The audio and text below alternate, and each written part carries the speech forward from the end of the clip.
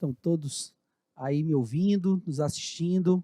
Inicialmente, quero agradecer muito a presença de vocês aí no interior, todos os técnicos e produtores rurais, agradecer também aos colegas que nos acompanham aqui no estúdio, cumprimentar e já dar o bom dia à zootecnista Maybe e também ao médico veterinário Marcelo, que hoje vão nos brindar com esse curso, o primeiro curso de uma série de cursos que nós vamos iniciar aqui, sobre suinocultura. Muito obrigado, sucesso, desejo muito sucesso a vocês.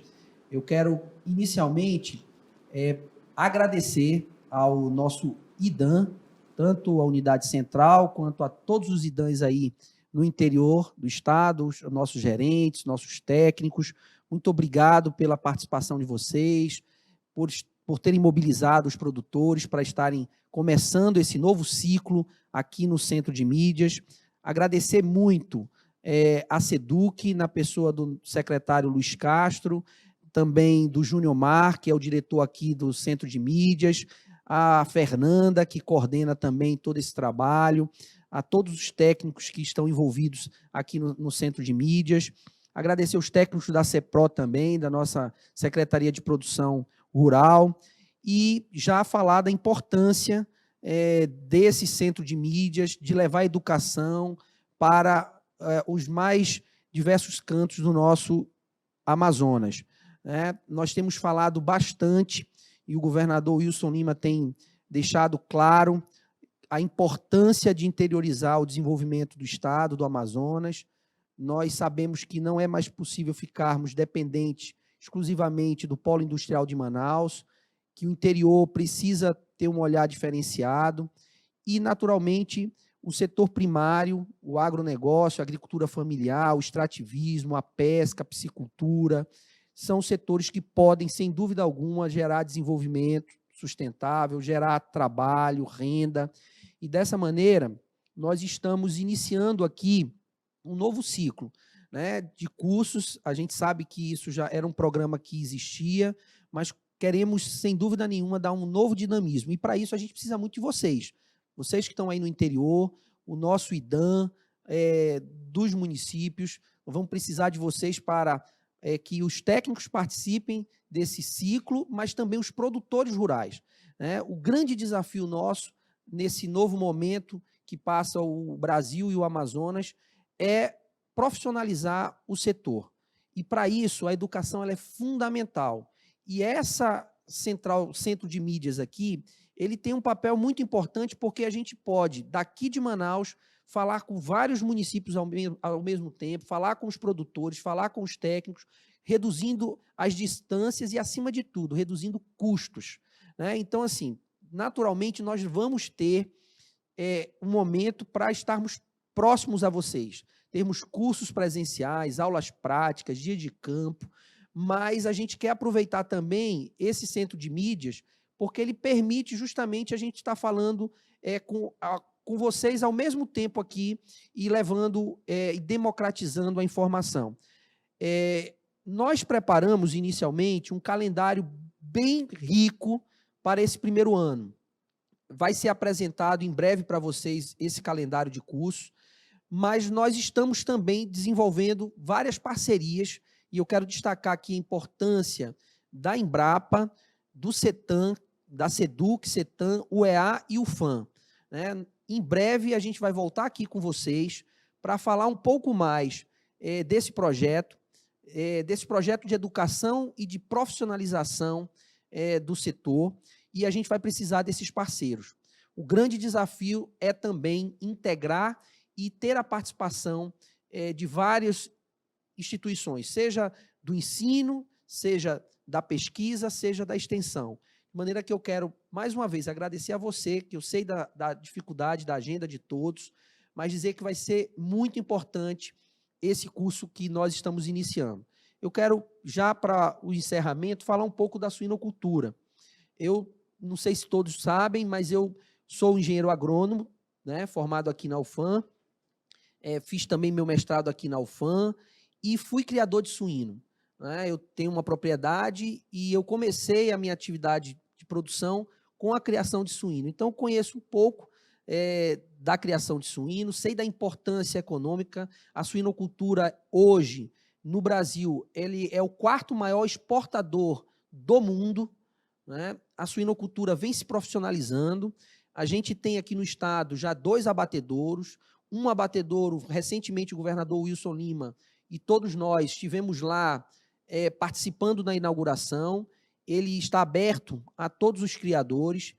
E eu digo que é uma atividade que emprega bastante, porque ela é intensiva, é uma atividade bastante rentável, porque um leitão, uma matriz, ela pode dar um número muito grande de leitões por ano, de maneira que é uma carne nobre, é uma carne que tem um consumo crescente no Brasil e no mundo, e a gente trouxe para esse primeiro curso aqui 2 profissionais que conhecem bastante, que vai poder passar o máximo de conhecimento e informação para vocês, e eu quero que vocês aproveitem ao máximo a presença aqui dos 2, desejar muito sucesso e que a gente possa transformar a suinocultura numa atividade cada vez mais profissionalizada, gerando divisas para o Amazonas, que vocês possam comercializar, e para isso a gente tem todo o apoio do sistema CEPRO, e aí eu destaco a ADS, que é a Agência de Desenvolvimento Sustentável, a própria SEDUC, os programas institucionais de compra dos produtos regionais. Temos agora o Exército, demonstrando interesse já com edital para a compra de produtos regionais. Temos as nossas feiras na capital e no interior, as feiras da ADS, de maneira que, assim, aquela dificuldade que nós sempre tivemos de comercializar os produtos do Amazonas, a gente está cada vez mais evoluindo e avançando, e certamente nós vamos garantir não só uma produção, mas também o escoamento, que para isso a gente está trabalhando fortemente, e no verão vocês terão informações sobre o programa de recuperação de ramais e vicinais do governo Wilson Lima, e essas máquinas irão chegar aí no município, e garantir, por fim, a comercialização, que aí coroa de vez toda a atividade. Então, parabéns a vocês por estarem participando, desejo muito sucesso aí a Maybe e ao Marcelo, e vamos começar esse ciclo, e precisamos muito da presença e da mobilização de todos. Muito obrigado, um abraço a todos. Dando continuidade à palavra do nosso secretário Petrúcio, nós estamos iniciando esse ano, como foi muito bem colocado, com vários outros cursos que estarão disponíveis aí no decorrer de 2019. Mas, especificamente hoje, a gente vai trabalhar a suinocultura, onde nós teremos aula hoje aqui, das 9 às 11, e na próxima quarta-feira. Vamos lá, pessoal, você que tem o seu vizinho que trabalha com a criação e não pôde estar conosco hoje, já faz aquele convite especial para estar com a gente, ainda vai ter muito conteúdo para ser abordado na próxima aula, na quarta-feira. Estaremos também nesse mesmo horário, das 9 às 11 horas. E espero contar com a presença de todos vocês e dos demais que eu tenho certeza que vocês vão estar convidando para estar conosco. E hoje, especificamente, nós vamos estar trabalhando o quê? Como que eu posso iniciar a minha criação? Vamos trabalhar também raças, importante isso, que raça eu posso trabalhar de acordo com o manejo, de acordo com o sistema de produção que eu vou estar implementando dentro da minha propriedade. Nós vamos estar trabalhando também com instalações, equipamentos adequados e também algo muito importante, gente, manejo de dejetos, tá? Que vai ficar uma boa parte do conteúdo com o meu amigo Marcelo, que vai estar contribuindo aqui com a gente. E, então, assim, agradecendo ainda, estendendo os agradecimentos, não posso deixar de citar o nosso proprietário lá da criação da Bela Vista, que nos cedeu gentilmente a sua propriedade para que a gente possa gravar todos os vídeos que estaremos aqui expondo para vocês, né? Doutor Carlinhos, ou Elias Martins, ele é conhecido como Carlinhos, mas o nome dele é Elias Martins, que nos cedeu gentilmente o espaço para que a gente pudesse gravar as videoaulas. Então, obrigado ao seu Carlinhos, obrigado a toda a equipe dele que tão gentilmente e carinhosamente nos recebeu. Iniciando assim a criação, a gente tem que entender, né, o que é esse suíno. Ele é a família Suídei, né, o sus doméstico. Nós vamos ter uma classificação muito vasta dos suínos. Dentro da classificação, nós vamos ter aí os javalis, né, que são já animais nativos ainda. Mas, assim, especificamente, a gente vai estar trabalhando o sus doméstico, que são suínos da família Suidae que foram domesticados para serem criados e manejados em ambiente que a gente chama ambiente controlado, onde a gente vai estar aí fornecendo toda uma condição para ele nutricional, ambiental, para que ele possa desenvolver todo o potencial genético dele. Então, assim, como característica assim, bem intrínseca dos suínos, nós vamos ter que são animais que eles não têm glândulas sudoríparas. Então, assim, eles têm uma dificuldade enorme de dissipar calor. Aí imagina, o clima nosso, às vezes está assim, quase 40 graus. Imagina nossos suínos num ambiente fechado, sem condições, já que eles não têm essa condição de dissipar calor.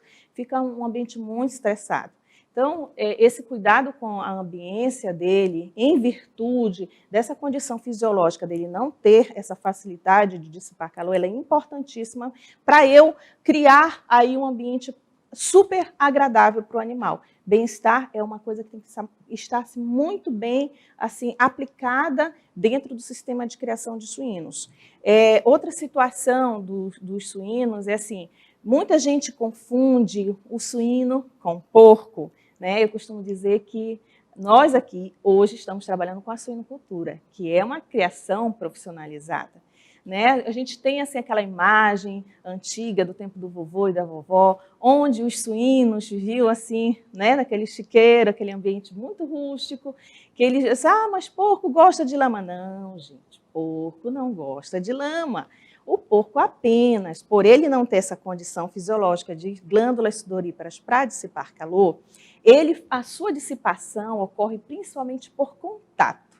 Então, ele procura ambientes onde a temperatura esteja menor que a sua temperatura corporal e, através do contato, ele consegue fazer a termorregulação do organismo. E por que é importante a termorregulação? O organismo, tanto nosso quanto dos animais, eles precisam estar no estado de homeostase, de equilíbrio, para que todo o sistema fisiológico dele possa funcionar em harmonia. Né? O sistema circulatório, sistema respiratório, sistema digestivo, tudo tem que funcionar de forma ampla, correta. E para isso a gente tem que estar com essa condição fisiológica equilibrada. Então ele faz esse processo assim de procurar lugares úmidos, mais frios, para ele fazer esse choque térmico corporal e assim dissipar o calor retido no organismo, que tem outro fator. Quem já teve contato com a suinocultura sabe que o suinocultura ele tem uma concentração adiposa, principalmente a nível embaixo da pele, embaixo do tecido, né? Do tecido conjuntivo, não é isso? Conjuntivo. Então, ele tem uma camada muito espessa que vai variar de acordo com a raça do animal. Tem raça que tem maior concentração de tecido adiposo, tem raça que tem menos concentração. Então, esta camadinha de tecido adiposo que se concentra embaixo da pele do animal, ela funciona ainda como uma barreira, né, térmica. E o que acontece? Aí dificulta mais ainda a dissipação de calor. Então, por isso que o animal ele tem que ter esse ambiente favorável. Hoje, nas instalações, o Marcelo vai mostrar muito bem alguns detalhes que vão favorecer com que essa dissipação de calor ela ocorra de forma eficiente. Outra questão dos suínos, uma assim, particularidade, é que eles, ao nascerem, eles não nascem com o sistema termorregulador funcional. Ou seja, só a partir do segundo, terceiro dia é que vai ocorrer essa formação fisiológica dele, do sistema termorregulador. Então, quando os bebezinhos nascem, o Marcelo vai mostrar algumas estruturas, alguns equipamentos necessários, é preciso ter uma área de aquecimento. O Marcelo vai estar demonstrando isso hoje na aula com vocês. Então, para que vocês entendam a importância de se ter essa estrutura que o Marcelo vai mostrar, é em virtude dos bebezinhos, os leitões, quando nascerem, eles nascerem deficientes dessa condição fisiológica de sistema termorregulador. Então, em virtude disso, é importante a gente fornecer toda essa condição de ambiente para que ele possa ter aí um ambiente super agradável. Ainda dando continuidade, nós vamos ter aí a importância socioeconômica da suinocultura. A suinocultura hoje, ela assim, gira divisas, como foi muito bem colocado pelo nosso secretário. Hoje, a produção mundial ela cresceu aí quase 2% ao ano. Nós vamos ter aí países que têm assim, bastante, um papel importante dentro do contexto do agronegócio mundial. China hoje é o maior criador e o maior consumidor e importador da carne suína do mundo. Ela, inclusive, compra bastante do Brasil. É um dos nossos maiores clientes que compra a nossa carne suína brasileira. Hoje, especificamente, nós temos um problema sério, estamos tendo um problema sério com a suinocultura na China. Ah, mas é lá na China o que isso tem a ver com a gente? Então, hoje nós temos um índice muito grande de peste suína clássica. Isso é uma doença que gera barreira sanitária. Hoje estão tendo que matar assim, praticamente 50% do rebanho deles lá. E o que isso afeta no Brasil? Isso gera abertura de mercado para o Brasil, já que o Brasil ele é o quarto maior exportador e criador de carne do mundo. Então, esse problema na China vai abrir ainda mais o mercado brasileiro. E hoje no Brasil nós temos aí uma região onde se concentram os maiores criadores que tem toda a barreira sanitária livre para exportação, que é principalmente na região sul do Brasil.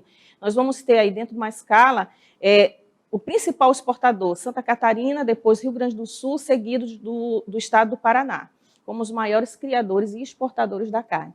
E especificamente no estado do Amazonas, nós vamos ter a região sul do estado como livre da peste suína clássica, ou seja, é uma região onde as criações que se concentram, que se profissionalizarem, que se tecnificarem, elas tendo como comercializar a sua produção para frigoríficos com plantas cifadas, os seus animais poderão ser destinados também para exportação. A exemplo disso, nós vamos ter no estado do Acre uma planta cifada para abate de suínos, né, que eles construíram essa planta. Eu não sei se já foi inaugurada, a última vez que eu estive na região do Acre, de Boca do Acre, estava quase a ser inaugurada essa planta frigorífica cifada de suínos. E a tendência, a intenção deles cifarem essa planta frigorífica era exportar carne para o Oriente Médio. Ou seja, vocês aí do sul do estado do Amazonas que estão nos acompanhando, fiquem ligados nessa tendência de mercado, nessa possibilidade, já que nós temos uma região onde a barreira sanitária ela está liberada para a peste suína clássica, que é uma das principais doenças limitantes das relações comerciais. Se nós temos essa barreira sanitária liberada aí na região sul do estado, e nós temos uma planta frigorífica cifada nas imediações, há uma grande tendência de mercado de se trabalhar a suinocultura nessa região para que seja fornecedora de matéria-prima para essa planta frigorífico cifado para exportação. Outro fator que interfere muito na criação é a questão da alimentação, que a gente vai ver na próxima aula, fiquem ligados. Nutrição a gente vai estar abordando no próximo encontro, na próxima quarta-feira. Normalmente, quando tem essas fronteiras agrícolas sendo crescentes, sendo desenvolvidas, como a gente tem a exemplo aí de Humaitá, no estado do Amazonas, chama automaticamente, é um efeito cascata, chama também a implementação de criações onde depende dessa matéria-prima como fonte alimentar. Então, fica aí a dica. A Acre também está crescendo muito as fronteiras agrícolas de soja, de milho, e o Humaitá também no estado do Amazonas está crescendo muito. Eu já estive em Boca do Acre, o pessoal aí de Boca do Acre estão ligados com a gente. Vocês têm aí um potencial muito grande, as terras são muito boas, é possível plantar milho e soja também aí. Arroz também, já tive contato com vocês, me contaram que arroz também funciona muito bem. Arroz é uma fonte alimentar também. Enfim, são situações que a gente tem que estar agregando. Não é só saber a criação, o manejo em si, mas saber lidar com as tendências de mercado também. Para onde eu vou fornecer, em que volume eu posso produzir para atender as demandas de mercado. Isso é muito importante, eu estar sempre aliado à minha atividade com os fatores de escoamento de produção. Como é que eu posso fazer esse escoamento? Então, a suinocultura hoje no Brasil, a gente vai ter que ela gerou aí em torno de 19 bilhões de divisas só com a parte de impostos das relações comerciais de importação e exportação. Tá? Tem um outro fator gerador também de divisas para a economia brasileira, que é os impostos relacionados aos insumos, porque assim, como eu falei, é todo um efeito cascata.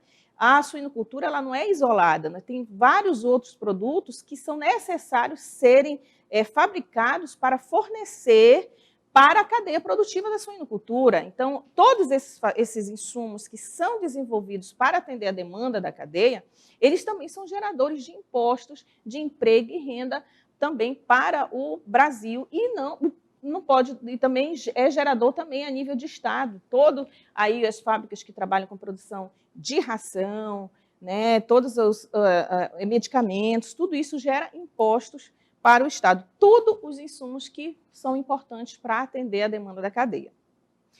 Outro fator, assim, se a gente for analisar, da importância da suinocultura aqui no Estado, a gente pode achar assim, a suinocultura aqui não tem tanta, não é tão efetiva assim. Nós temos um rebanho, gente, pasme, mais de 57 mil cabeças no Estado. Se a gente for somar aquelas pequenas criações, né, familiar, um aqui, um ali, como dizia minha avó, de grão em grão a galinha enche o papo, nós temos aí quase 60 mil cabeças de suíno aqui no estado do Amazonas. Como já foi dito até pelo nosso secretário, é um sistema de criação prolífico, ou seja, uma única fêmea aí vai ter vários animais durante o ano inteiro. Então, 57 mil cabeças vai gerar uma quantidade muito grande de leitões a serem comercializados no estado. Nós vamos ter mais de 2 mil criadores registrados, isso aí são dados baseados nos relatórios das operações de ATER do nosso IDAM. Tá? Então, nós temos mais de 2 mil criadores registrados no estado também, onde nós vamos ter o município de Manicoré como o principal rebanho, com mais de 5 mil cabeças. Nós vamos ter aí seguido de Apuí e Rio Preto da Eva. Vale ressaltar que Rio Preto da Eva ele é detentor do primeiro abatedouro de suínos, só que é um abatedouro fechado, que só faz o abate da criação do proprietário, que foi, inclusive, lá onde nós fizemos a gravação do curso para vocês.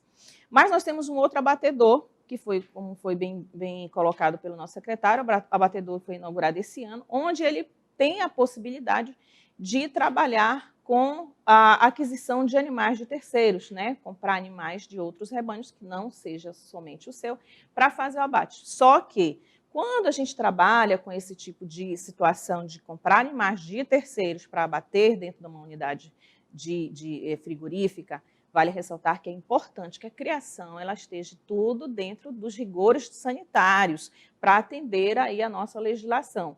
Então, a gente vai estar trabalhando na última aula, na próxima quarta-feira, toda a parte sanitária, calendário de vacinação, doenças de importância socioeconômica. Vamos estar abordando, não percam, que é importante manter essa linha de qualidade sanitária para eu pensar em fornecer aí alimento. Afinal, é uma proteína animal, é alimento, por mais que seja assim, mas a criação minha é só para o meu consumo, para a minha família. Gente, mesmo que não seja para comercializar, é para a sua família. Então, por mais pequena que seja a sua criação, se seja só para o consumo seu familiar, aí é que você tem que cuidar mesmo do trato sanitário, da instalação, porque é uma fonte de proteína para a alimentação. Então, o alimento ele tem que ser isento de agentes contaminantes, ele tem que ser saudável, ele tem que ser saboroso. O alimento é para nos trazer vida e saúde. E é esse, assim, a finalização, o objetivo final de estarmos aqui hoje é produzir alimento de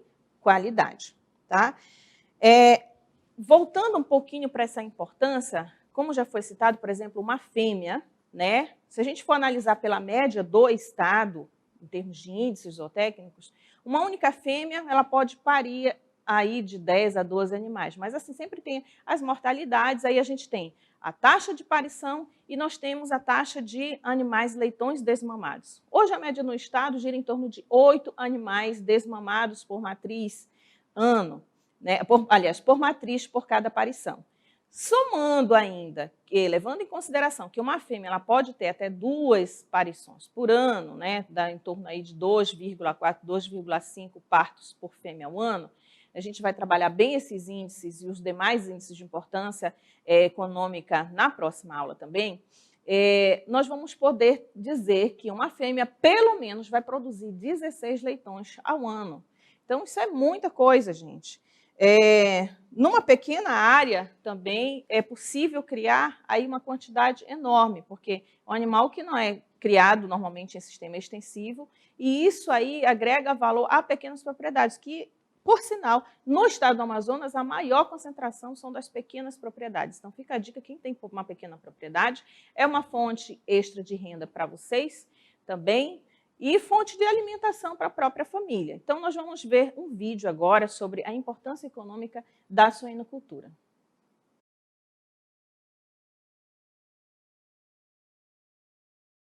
Então, a gente pode dizer que a carne suína é uma carne de excelente valor nutricional, excelente aceitabilidade no mercado. Inclusive, nós não produzimos toda a carne suficiente para atender a demanda do nosso mercado local. Então, é importante a gente fazer esse trabalho de acabamento para atender essa exigência. Essa fase, ela consiste aí na fase bem finalzinha, não se trabalha a parte de medicamentos nessa fase, porque a maior parte dos medicamentos, eles deixam resíduos e isso é proibido até pelo Ministério da Agricultura. Então, na fase de crescimento, é o último processo, o último período que ele recebe a vermifugação. Nessa fase, ele já vai ser uma fase onde ele vai receber uma dieta rica em gordura. Essa ração que ele recebe já tem pouca proteína, mais carboidrato, ou seja, mais energia metabolizável. Essa energia metabolizável, ela vai fazer o processo de formação da gordura, de acabamento dessa carne. Então, o animal ele fica aqui um período muito curto nessa fase de terminação, que é o tempo suficiente dele ir para a parte de abate. Ressaltando o quê? Que ao fazer o processo de abate, é importante a gente levar em consideração o horário que eu vou abater. Se eu precisar transportar, eu tenho que tomar cuidado com horários mais a menos para transportar esse animal, que são animais que sofrem um estresse muito grande. Então, transportar eles em horários de menor estresse para ele, ou final da tarde ou início da manhã. E também tomar cuidado com o transporte, para que o transporte não possa gerar aí machucados, ferimentos, o transporte não possa gerar perdas, né, da qualidade da carcaça. É importantíssimo todos esses cuidados na fase de acabamento.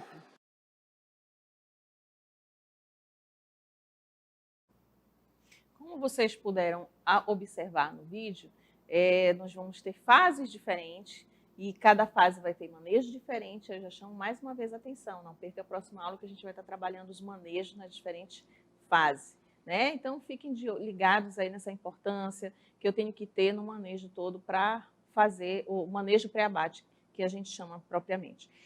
Mas assim, dando continuidade à importância da criação, você que vai iniciar e quer começar com o pé direito, a gente não pode esquecer de um outro fator, gente. Estar ali interligado sempre com as normas, com a legislação.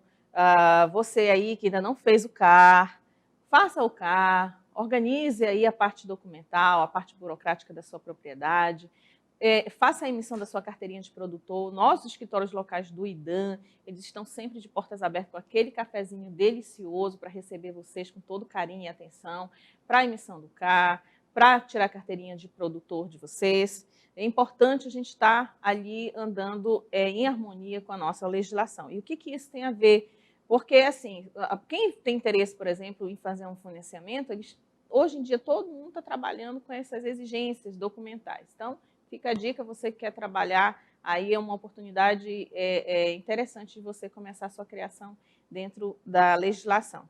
Uma outra legislação importante, gente, a questão ambiental.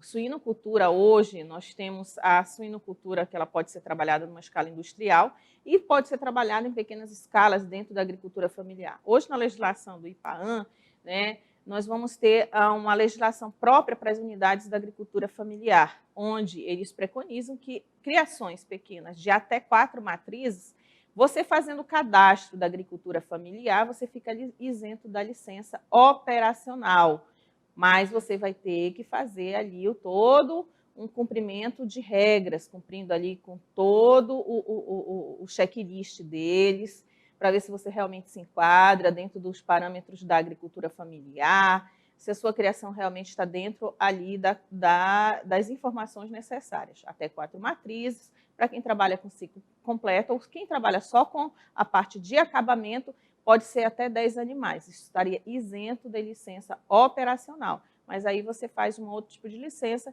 que é lá uma licença ambiental única, onde é só para você constar e ter dentro do cadastro ali de controle do IPAAM. Para caso de dúvida, gente, acesse o site do IPAAM, está aí na tela disponível para vocês. Se vocês tiverem dificuldade de acesso à plataforma, né, procure nossos escritórios locais, busque essa informação de como é que vocês poderão fazer esse cadastro da agricultura, da sua propriedade como agricultura familiar dentro deste órgão. Tá? Um outro fator importante no sistema de criação eu devo saber que existem vários sistemas de criação. Os sistemas de criação que nós temos hoje disponível, nós vamos ter a possibilidade de trabalhar ele confinado, né, de forma bem tecnificada. Nós vamos ter a possibilidade de trabalhar ele de forma extensiva. Nós temos a possibilidade de trabalhar a suinocultura tecnificada aos moldes tradicionais. Nós podemos trabalhar a suinocultura orgânica no sistema a campo, que é até chamado de Siscal.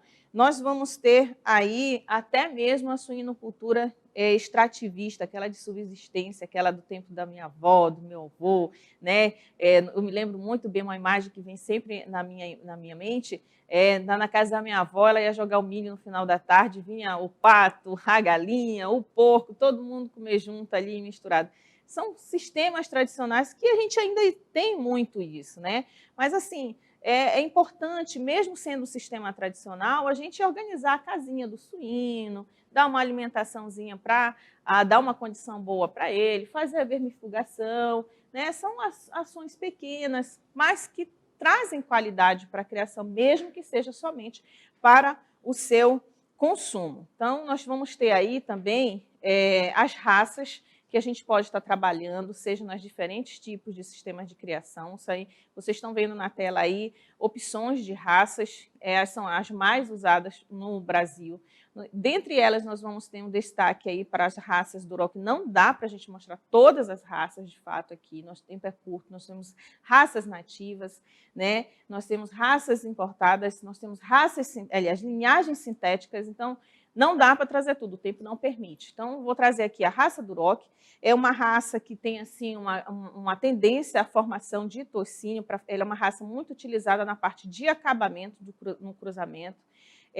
Para mercado, se você trabalha aí o mercado que gosta de uma carne com uma espessura maior de gordura, ou até mesmo se o teu público é para comercializar para uma gastronomia, que hoje a gente tem um sistema gastronômico aí bem diferenciado, onde volta-se um pouco para aquela culinária antiga, tem muitos conceitos sendo renovados de uso da gordura do porco, né, como fonte de gordura para a culinária.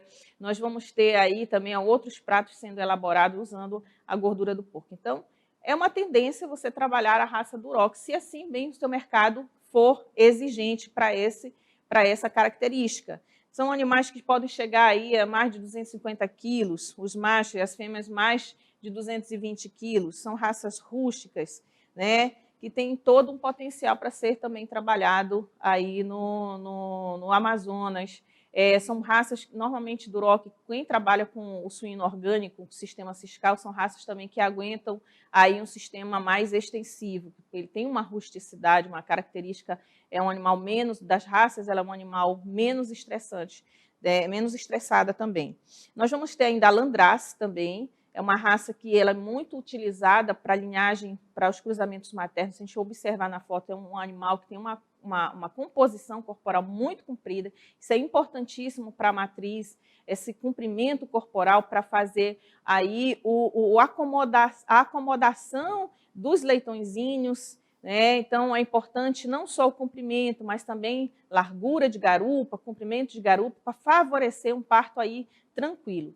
Então, é uma raça muito produzida no Brasil, também é uma pilagem muito fina, eles variam o peso aí de 200 a 300 quilos, o abate pode acontecer a partir do sexto mês de vida, podendo chegar até 80 quilos, né? E, assim, esse comprimento corporal favorece um outro fator, a composição de tetas também, é um fator importantíssimo na hora de selecionar as minhas matrizes.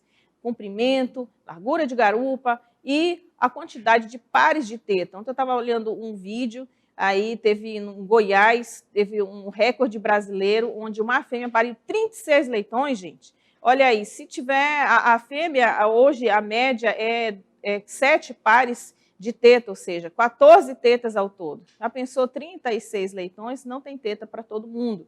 Então, é importante eu selecionar as matrizes com essa condição de composição corporal para fazer com que ela tenha o maior número de tetas possíveis para dar suporte para suas crias. Nós vamos ter ainda a raça Large White. É importante salientar, a raça Large White, muita gente confunde com a raça Landrace, né? Assim, porque são um porquinho, aquele rosadinho, né? Dá até vontade de levar para casa, cuidar feito um cachorrinho. São animais muito bonitinhos, principalmente quando são bebezinhos. Mas tem uma diferença. A raça Large White, ela tem a orelha já menos pesada, mais pontiaguda, ela fica suspensa. A raça Landrace, ela tem uma orelha mais pesada, mais larga, ela é caída. E outra diferença básica da raça é o chanfro, o focinho.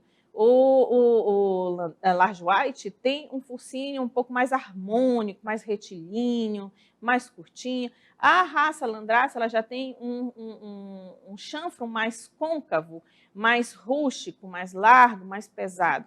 Então, a diferença maior está nesses dois aspectos, de chanfro, composição, comprimento de focinho e o formato de orelha também. Mas é uma raça muito boa também, um excelente ganho de peso. Ela também é muito usada na composição da formação das matrizes, pela docilidade, pela prolificidade também que esses animais têm. Outro animal interessante é a raça Pietran, uma raça belga também, que tem uma grande facilidade fisiológica de formação de capa de gordura, uma raça utilizada também, assim como a Duroc, para fazer acabamento de carcaça. Tem um temperamento muito bom, uma velocidade de ganho de peso, uma rusticidade, aguenta temperatura. Eu já tenho acompanhado alguns plantéis de gente que trabalha com essa raça a nível de estado do Amazonas. É uma raça que vai muito bem. Tá? Se você pega uma fêmea F1 e joga um Pietran, nasce assim uma leitegada fantástica. Nós vamos ter aí outras linhagens sintéticas também, como, por exemplo, vou citar a Embrapa, porque a Embrapa, assim, eu acho que é um órgão que merece todo o nosso respeito, que é um órgão que está aí há anos trabalhando com pesquisa. Tá? Nós temos várias linhagens desenvolvidas pela Embrapa. O que vai diferenciar uma linhagem da outra é a composição corporal. A Embrapa trabalhou muito nessa parte de seleção de suínos para fazer aí os percentuais de gordura e rendimento de carcaça. Então, de acordo com cada composição corporal, a linhagem ela foi desenvolvida com uma nomenclatura diferente. Nós então vamos ter a O25C, cruzamento entre a raça Landrace Large White e o Moura. A raça Moura é uma raça já local, uma raça nativa do Brasil, onde é uma raça que vai ter uma grande rusticidade, é uma raça desenvolvida para tecido adiposo, para formação de gordura, de toicinho. Né? É um animal, uma linhagem desenvolvida com alta produtividade, desempenho zootécnico, tem uma maciez muito boa na carne, é uma carne já assim, mais rústica também, indicado para sistemas extensivos. Nós vamos ter aqui a outra raça da Embrapa, que é a Embrapa MS 115. Essa raça, vale ressaltar que o diferencial dessa raça é que ela é isenta do gene alotano. Vou abrir uma aspa para esse gene alotano. O gene alotano, gente, é o gene do estresse. Não, calma, não vão chamar os amigos aí que são meio estressadinhos de alotano, tá?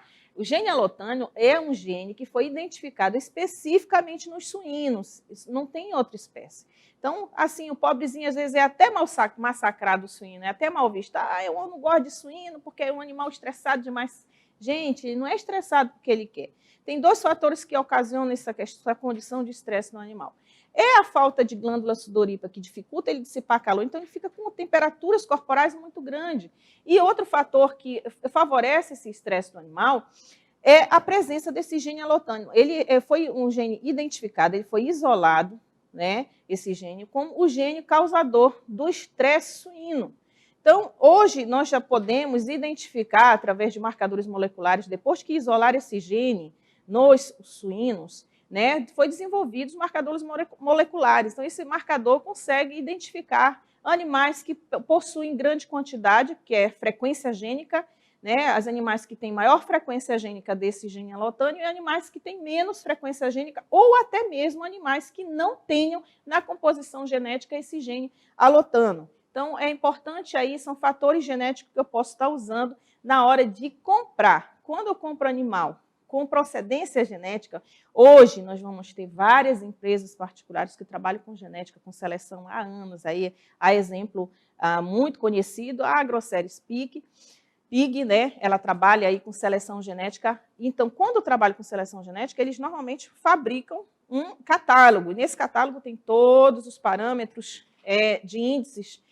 zootécnicos, índices genéticos. Um dos fatores que eu posso ter lá na característica do animal é a isenção desse gene alotano. Então, esse gene alotano, gente, ele causa um estrago muito grande, até mesmo na qualidade da carne. Porque o animal, quando tem uma grande concentração do gene alotano, principalmente o gene que a gente chama de genes heterozigotos e recessivos, eles são, assim, danosos na qualidade da carne, porque o animal chega num pico de estresse tão grande que dificulta a conversão alimentar. Às vezes o animal come e não engorda, porque é um animal estressado demais, gasta muita energia com o processo metabólico do estresse. É um animal que não consegue fazer reserva glicogênica. O glicogênio é uma reserva de energia que o animal tem que ter no músculo. O glicogênio se concentra no nível de músculo, que ele favorece a contração e o relaxamento muscular. Então, no período de abate, o animal, quando ele entra em óbito, no período de abate, ele entra no estado que a gente chama de rigor mortis. Né? A carne ela fica enrijecida, não é contração, ela fica enrijecida. Então, para que essa carne volte a ficar macia e suculenta, é feita a quebra dessa reserva energética chamada glicogênio. E se eu não tenho glicogênio, esse estado de rigor do tecido muscular, ele não é quebrado. Então, fica uma carne dura. Às vezes você come uma carne dura aí e não sabe por quê. Né? É porque o animal ele não fez esse processo de reserva, ou então até tinha reserva, mas é um animal estressado, e principalmente o período pré-abate é um período que estressa ainda mais o animal. E aí favorece com que eu tenha uma carne pálida, uma carne que não é suculenta, uma carne que não pega tempero, uma carne dura, que você morde para um lado, morde para o outro e a carne não se desfaz. Então, tudo isso, esse pequeno gene, ele pode criar um efeito cascata muito negativo. Então, fica a dica aí. E vamos, gente, consumir a carne de suíno, porque, assim, hoje, através dos cruzamentos, nós vamos ver aí o tanto que a suinocultura evoluiu. Antes eu falei que o suíno, né, na verdade não era suíno, era o porco, aquele que criava em chiqueiro, né? Mas com a evolução das tecnologias, o suíno, o porco virou suíno, ele fez dieta e virou suíno. A gente pode ver pela foto, olha, hoje tem, em média, 35% a menos de gordura na composição da carne suína. É uma das carnes mais saborosas e saudáveis do mundo, gente. É a carne suína, não é à toa que em outros países o consumo de carne suína chega a mais de 100 quilos por habitante ano. Por quê? Porque é uma carne, assim, a qualidade da carne vai pelas condições nutricionais. É uma carne que tem altas concentrações proteicas, ela tem mais concentração de proteína de que frango, de que o bovino. E não é só isso, não basta ter somente alta concentração proteica. A proteína, a qualidade desta proteína, ela tem que ser alta, ou seja, a gente tem que saber o valor biológico dessa proteína. E o valor biológico da proteína da carne suína, ela é altíssima. Por quê? Porque ela tem, de todos os aminoácidos essenciais para a nutrição do ser humano, a carne suína, a proteína suína, ela tem todos os aminoácidos essenciais na composição tecidual, na composição muscular da carne. Ou seja, é uma proteína de altíssimo valor biológico. Então, vamos desmistificar de que o suíno não é uma carne boa.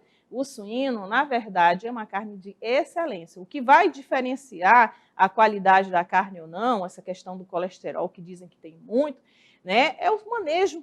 É o manejo, gente. Se for uma carne bem manejada, com uma boa genética, a carne ela não vai ficar remosa, tem muita gente que diz assim, a carne suína é reimosa. Gente, o que faz esse estado de reimoso é a presença de toxina na composição da carne. Então, se for uma carne muito bem trabalhada, um sistema de produção bem trabalhado, não é reimoso, não tem colesterol e principalmente, uma carne de valor nutricional fantástico.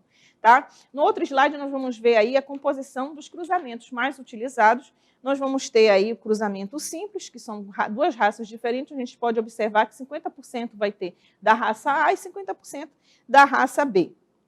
E nós vamos ter o cruzamento tricross, que é muito utilizado ainda. Nós vamos ter aí a composição de 3 raças. A gente prega o fruto, as fêmeas F1, fruto desse primeiro cruzamento, e joga uma terceira raça em cima. A exemplo disso que nós vamos ter aí o mais tradicional, você pega uma fêmea Landrace, um macho Large White, e você tem as fêmeas F1. E você pode jogar nessas fêmeas F1 um Duroc, um Pietran, para fazer aquele acabamento da carcaça. Então é isso. Eu passo a bola agora para o meu amigo Marcelo. Marcelo, aí a bola está com você, sucesso, e eu quero deixar o meu muito obrigada por vocês estarem conosco nessa manhã. E não esqueçam, gente, a gente vai ter alguns minutinhos para fazer as perguntinhas. Então vão aí já planejando o que vocês querem perguntar para a gente, tá bom?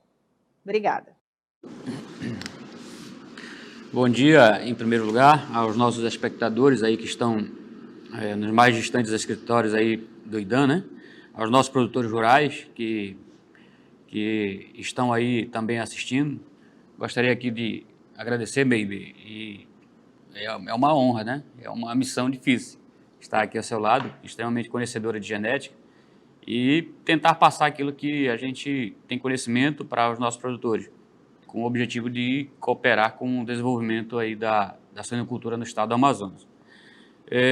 Diante de tudo isso, eu gostaria de agradecer a Deus por estar presente aqui, parabenizar aos nossos colegas do IDAM, em particular, que a instituição fez aniversário no seu 23º ano, não foi não, Baby?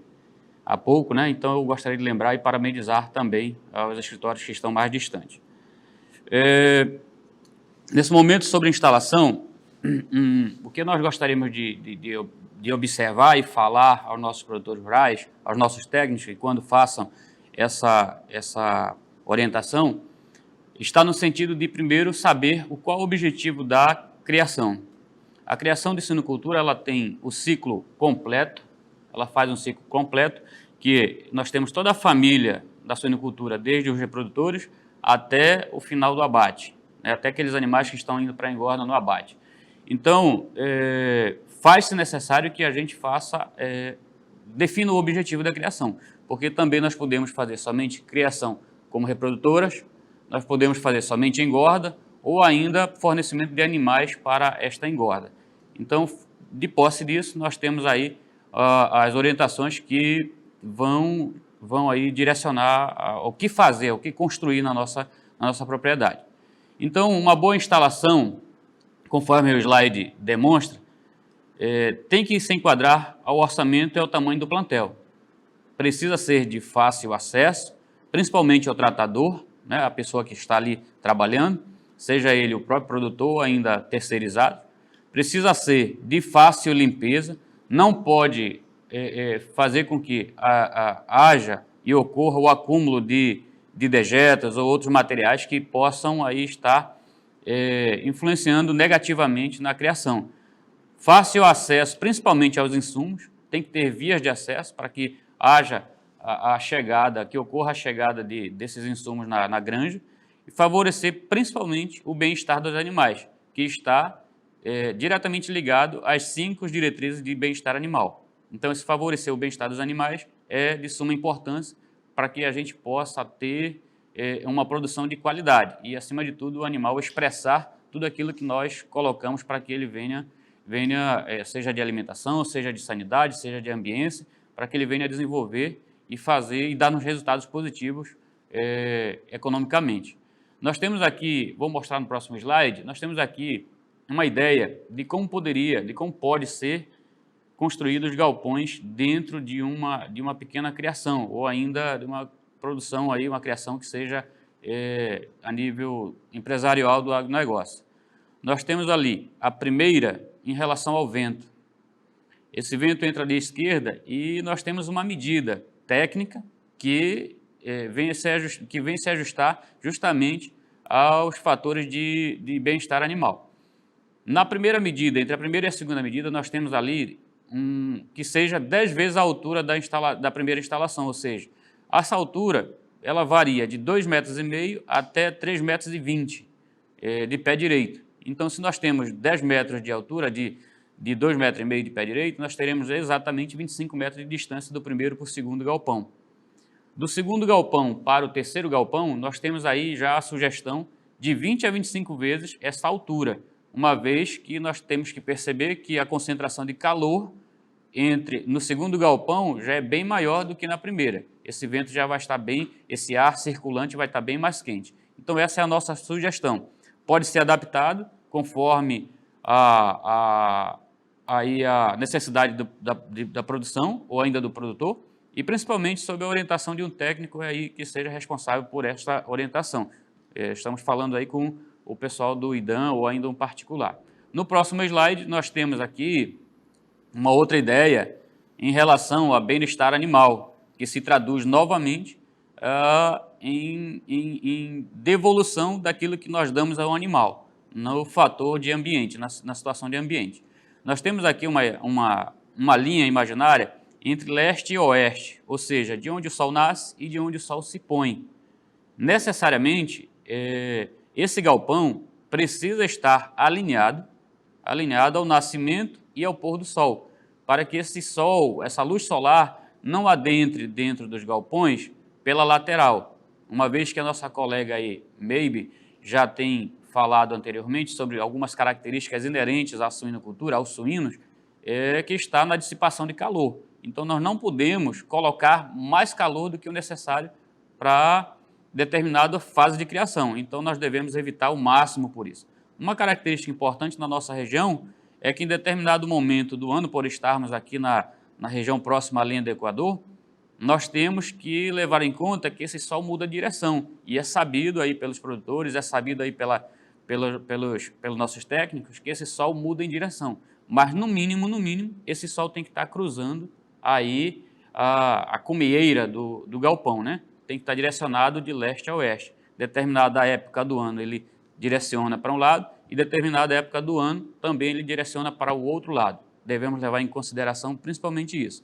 Para aqueles galpões que já estão construídos, infelizmente vocês podem perceber que existe uma perda aí, ou ainda que se traduz aí por morte, ou ainda por um estresse muito elevado nesses animais. Percebam que esse fator de ambiência tem que estar aí associado e principalmente ao conhecimento técnico no direcionamento da construção desse galpão. Então, mais ainda, no próximo slide, nós vamos ver aqui, ter uma ideia de instalações de um galpão, tá? Com todos os seus as suas baias e cômodos necessários para que a gente possa ter um desenvolvimento da suinocultura da melhor forma possível. Mais à direita aí do vídeo, nós temos as instalações, os cômodos, que são, logo na entrada de um galpão, nós temos aí onde se guarda a ração, onde se guarda o material necessário para que a gente possa, os EPIs, né, equipamento de produção individual, para que a gente possa estar trabalhando aí. Então, isso aí fica logo na entrada para que cada funcionário, cada colaborador, cada produtor acesse o galpão somente por esta porta de entrada e que faça a sua higiene pessoal antes de adentrar no galpão. Então, vejam e percebam que este é um modelo que foi criado pelo pessoal técnico do IDAM e que encontrou a melhor forma possível de a gente colocar no mesmo galpão tudo aquilo que seja necessário para essa suinocultura. Então, vejam e percebam que à direita, logo em entrada, nós temos aí esses cômodos. Em seguida, nós temos aí as baias de engorda ou de acabamento, tá? Essas baias de engorda ou acabamento, elas ficam logo na entrada, uma vez que existe um fluxo. É necessário que haja um fluxo na produção, um fluxo desses animais. Percebam que as baias, elas estão de tamanho maior, em metro quadrado para a entrada. Depois vem uma baia menor e primeiro uma baia bem menor, para onde a gente vai colocar os animais de primeiro, de segundo e de terceiro mês. Em seguida, entrando aí ao corredor à esquerda, em direção à esquerda do vídeo, nós vemos que nós temos aí as baias maternidade, aquelas baias onde os animais vão estar aí esperando e aguardando o momento do nascimento dos bebês, não é, baby? É assim que você fala? Do nascimento da bacurizada. Então, nós percebemos que são separadas, se possível, uma por animal que está gestando. Se caso nós temos também, que isso não seja possível, nós temos aí as baias de gestação coletiva. Porém, quando chegar o momento que nós temos lá anotado no nosso calendário, data de cobertura, com a previsão de parição, então você separa esses animais que vão parir para que elas não sejam aí estressáveis, né? Então, por outros animais que não estejam ainda no momento da parição. Então, vejam e percebam que existem 3 baias aí neste modelo para a agricultura familiar, lembrem, para a agricultura familiar, e são baias de maternidade. Adentrando aí novamente à esquerda, em direção à esquerda do vídeo, nós temos aí uma sala, uma baia de descanso, que pode servir para aqueles animais que estão ainda em um período bastante estressado, um animal que teve a perda dos filhotes. Então, essa baia serve para que uma reserva, para que seja uma sala realmente de descanso. E mais para frente, caminhando à esquerda do vídeo, no final do galpão, nós temos aí uma baia que está direcionada ao reprodutor. O ideal é que essa baia esteja aí em direção ao vento, ou seja, o vento tem que estar, a corrente de ar tem que estar entrando do reprodutor em direção às fêmeas que estão no aguardo, para que haja e ocorra o efeito macho, o efeito que é estimulado, que estimula as fêmeas para o momento do cio.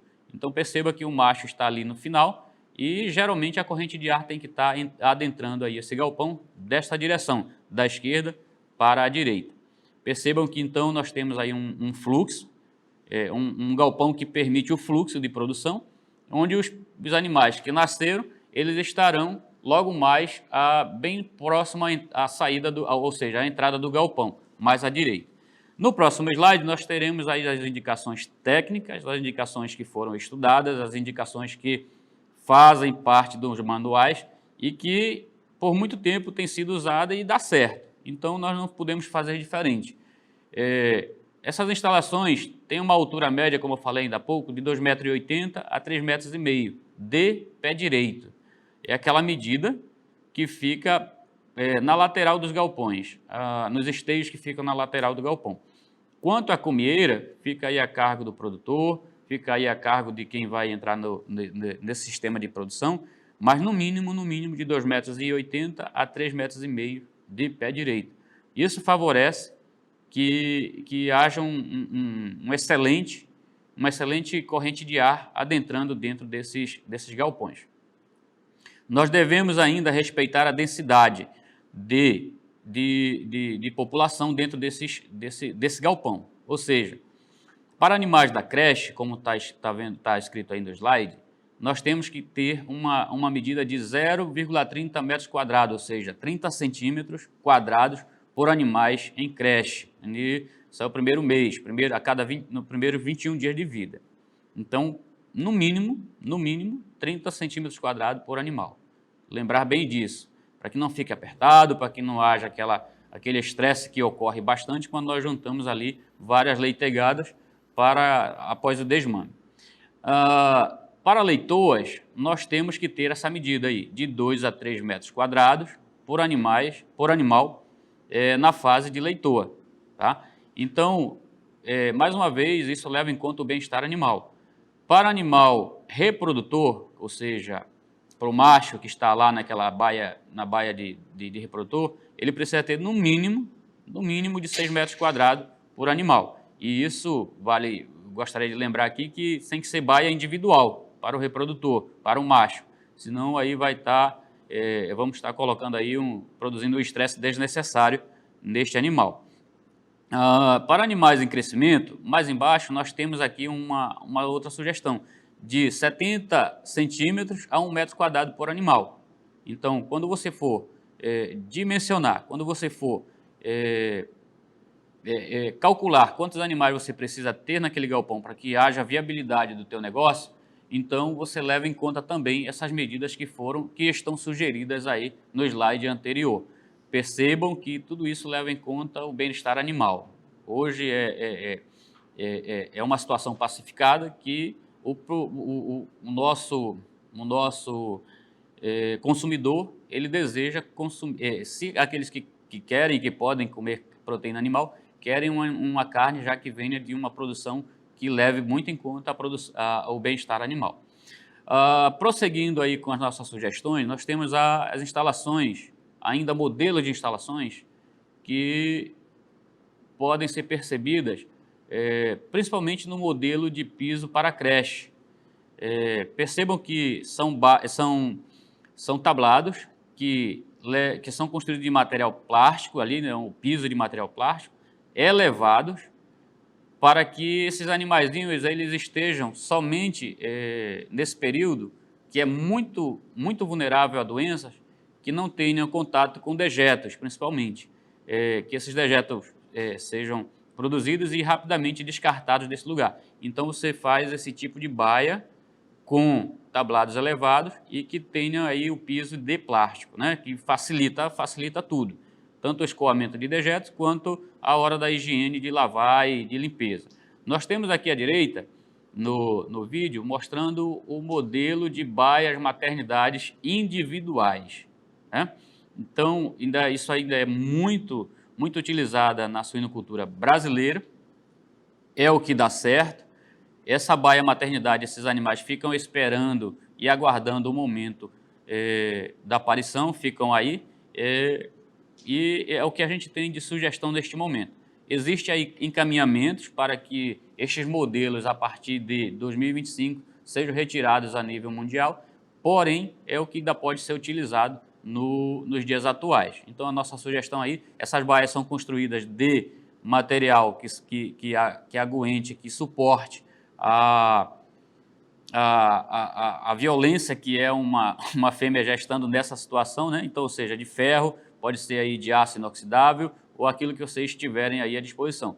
Madeira a gente não sugere porque pouco tempo ela vai deteriorar e ainda os animais vão destruir, uma vez que eles ficam roendo, ficam mordendo, mordiscando, tudo isso aí.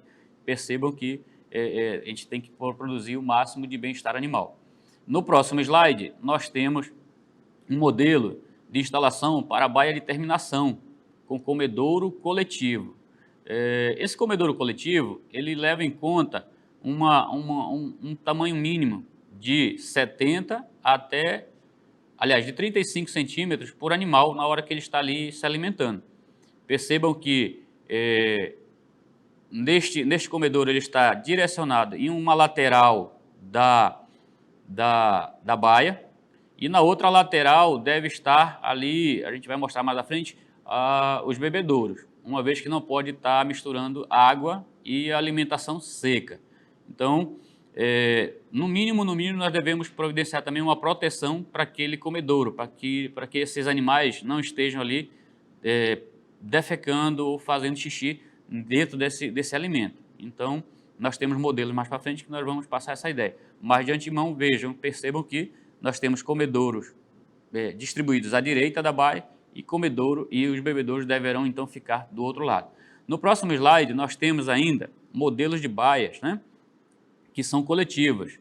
À esquerda do vídeo, nós temos esse modelo de compost barns, ou seja, é um modelo em que esses animais ficam juntos, esperando ou engordando, ficando aquele momento que ele está ali na fase de acabamento. À direita, nós temos aí o modelo com divisões de baias em madeira, né? essa divisão de baia em madeira, mais uma vez, a gente tem que levar em conta que esses animais, eles têm ali os dentes bastante desenvolvidos. Então, eu, particularmente no Amazonas, eu não sugiro isso. Porém, é uma sugestão que pode se tornar barata e nos primeiros momentos da vida do animal.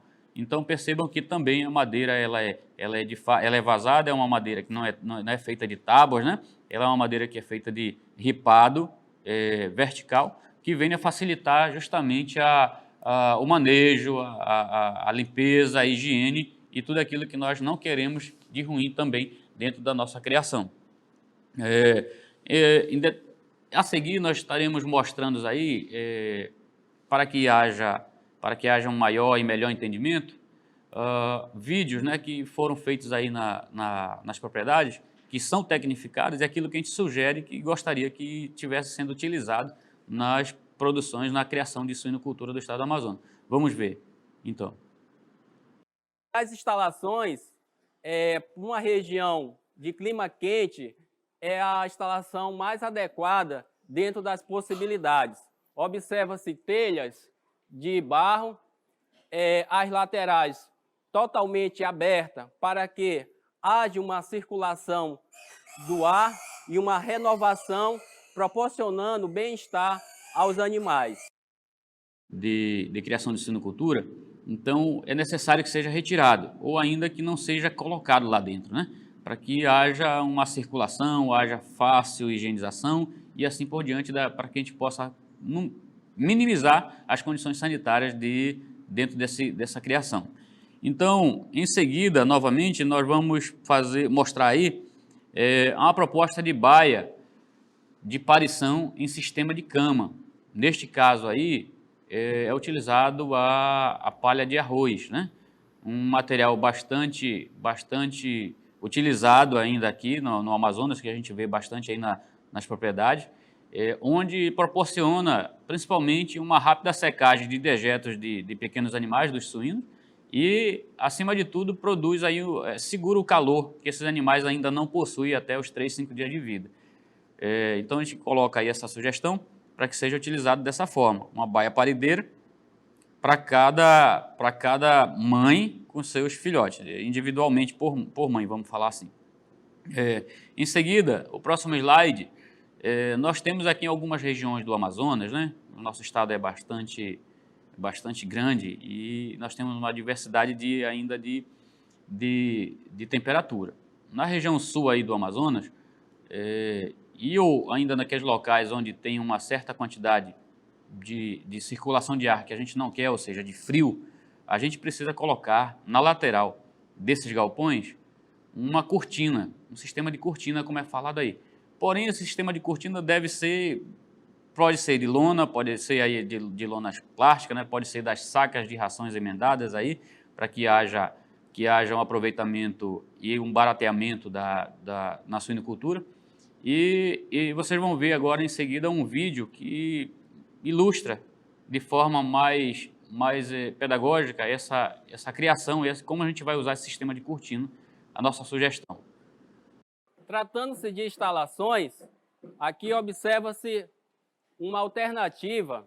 Na ausência de cortinas, pode-se utilizar esse material aqui, que é um sombrite, para impedir a incidência direta no sol dentro das instalações e também impedir a entrada de ventos que possam prejudicar os animais, principalmente no período noturno.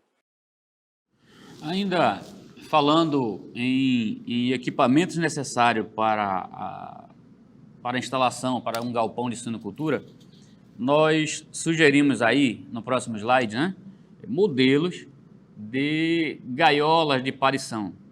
É extremamente necessário que, nesse momento também, que é delicado para a suinocultura, um local ideal e correto para que essa fêmea que estava gestando venha parir. E o que visa nessa gaiola de parição, o que essa gaiola de parição visa aí, que está sendo mostrada à esquerda, é justamente proteger os filhotinhos, né? Sejam eles aí naquela quantidade que a Maybe achou aí com as fêmeas em parição, sejam eles aí ainda em pouca quantidade, né?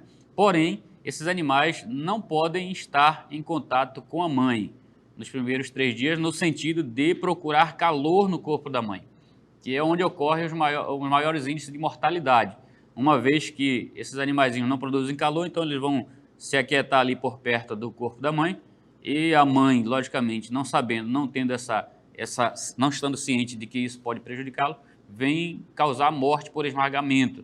E neste tipo de gaiola, o que nós sugerimos é que essas pontas aí, logo acima da cama da gaiola, sejam direcionadas para a lateral, para que esses animais tenham aí uma válvula de escape, vamos dizer assim, a partir do momento em que a mãe começar a deitar e eles procurarem também o aquecimento.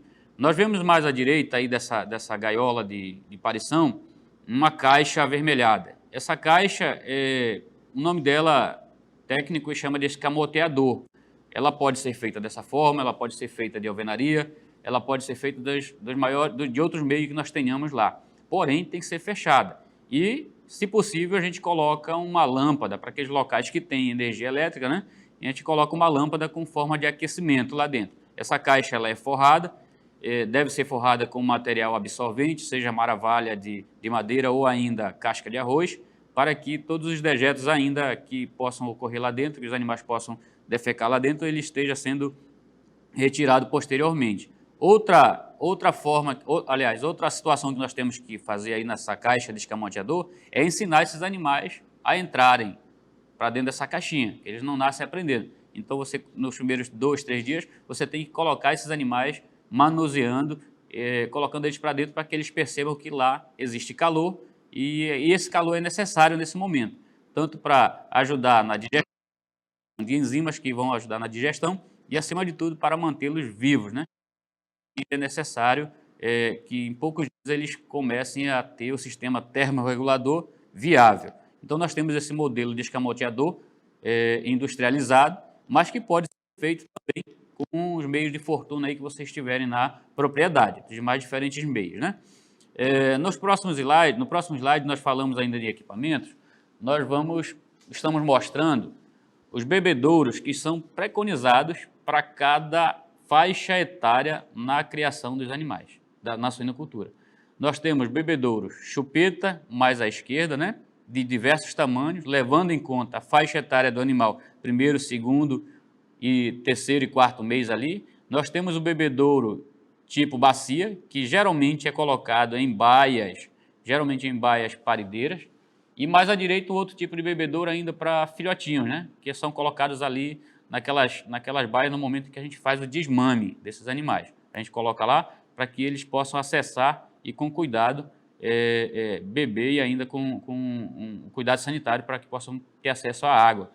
Então vejamos que nós temos essa ideia. Então, se nós temos ali naquele slide anterior baias que fazem a seleção entre filhotes de 21 dias pós-desmame, 2º, 3º e 4º mês, então nós temos esse fluxo e perceba que esses bebedouros também devem ser colocados conforme a orientação técnica para cada faixa etária na parede da baia. Então, nada disso aí foi estudado à toa. Percebam que isso aí tudo traz qualidade na criação da suinocultura. Nos próximos slides, nós mostraremos agora tipos de comedouros industrializados, né? Esses comedouros aí, eles foram feitos para facilitar a vida do produtor. E nós temos aqui na região de Manaus, aí, nós temos como acessá-lo. Na região aí do sul do Amazonas também temos como acessá-los, né? Nós temos um modelo de coxo que é utilizado para maternidade, naquela fase que os animais ainda estão em aleitamento, até os 21 dias de vida, 21 a 26 dias de vida. Então perceba que ao centro dele tem um objeto que não deixa com que o animalzinho fique transitando em cima da alimentação, com a finalidade de não deixar defecar e fazer xixi ali dentro, uma vez que ele precisa estar também já nos primeiros dias ali, a partir do 6º dia de vida, estar comendo algo que vai desenvolver aí o seu sistema intestinal. Nós vemos o seu sistema digestório, na verdade. Nós temos mais à direita um modelo de coxo agora para a fase da creche, animaizinhos acima de 21 dias. Esse modelo aí é um modelo automático, lembrando vocês aí que é um modelo automático, onde coloca-se determina-se a quantidade de ração ideal para estes animais consumirem durante um dia e coloca dentro daquele funil que está ali dentro, ali mostrando no vídeo. E esses animais vão se alimentar à vontade, né?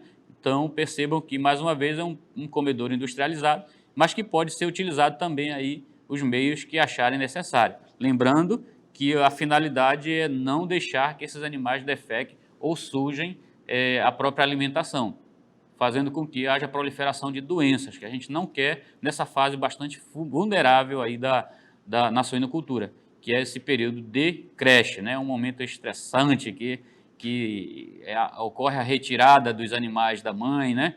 Que ocorre a mistura de vários lotes, de 2 ou 3 lotes, em uma única baia. Então, percebam que ali vai se estabelecer a hierarquia entre esses animais. Então, nós temos que facilitar ao máximo a chegada de alimento a esses animais.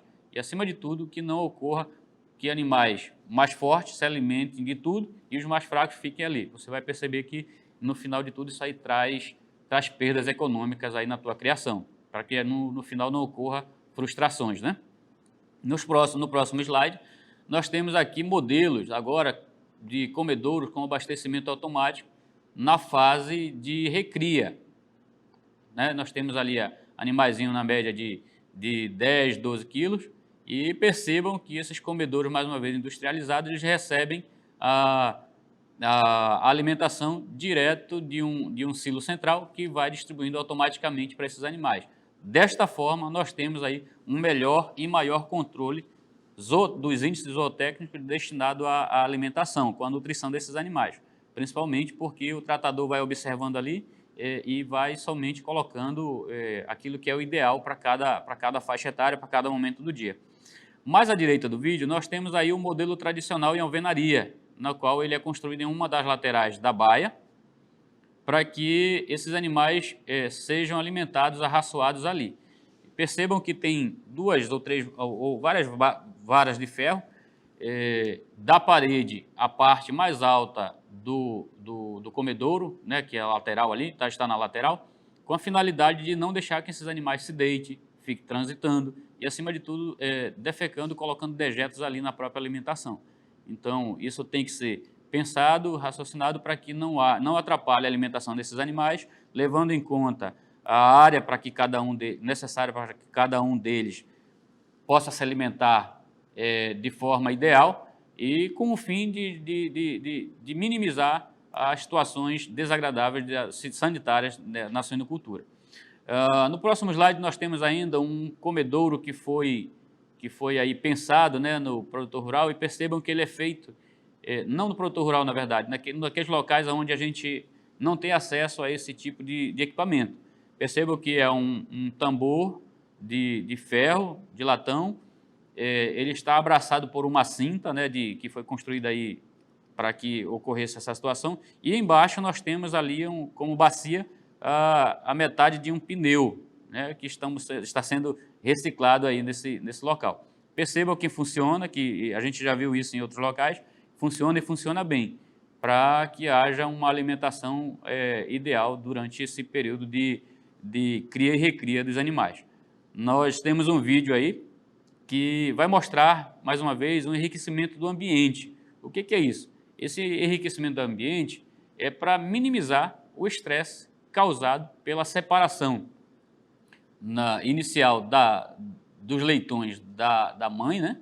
E, acima de tudo, para que não haja mutilações, não ocorra canibalismo, que nesse primeiro mês, nesse primeiro momento, ocorre uma ocorrência bastante referida aí pelos tratadores, pelos produtores, né? Então, para que isso não ocorra, nós enriquecemos, deixamos os porquinhos aí, os animaizinhos, os bacurizados aí brincarem realmente no ambiente de cria e recria.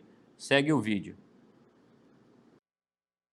É importante, dentro das instalações, fazer o processo do que a gente chama de enriquecimento ambiental, enriquecimento de ambiente. O que seria isso?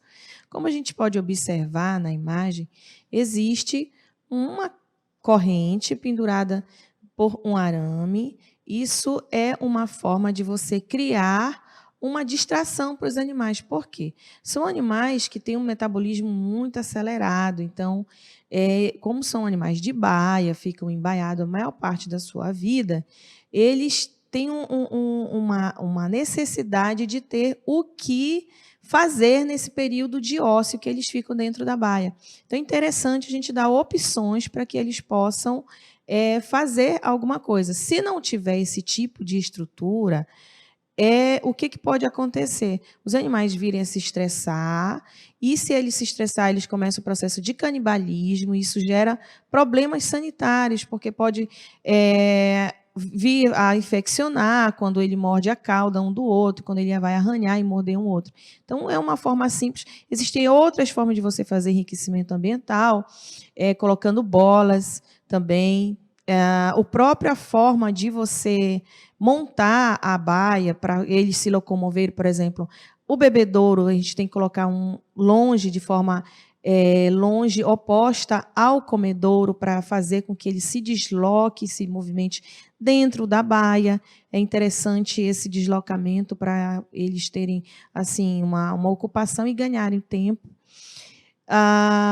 O próprio bebedouro também tem alguns leitões, quem já tem assim um certo hábito de conviver com os suínos, eles às vezes vão brincar no bebedouro, porque é divertido. O tipo de bebedouro, aqueles tipo chupeta que se usa normalmente nas instalações, o que acontece? Quando ele vai lá, ele pressiona com a língua e jorra água. Ele bebe, ao mesmo tempo se refresca, e isso gera uma certa distração também para eles.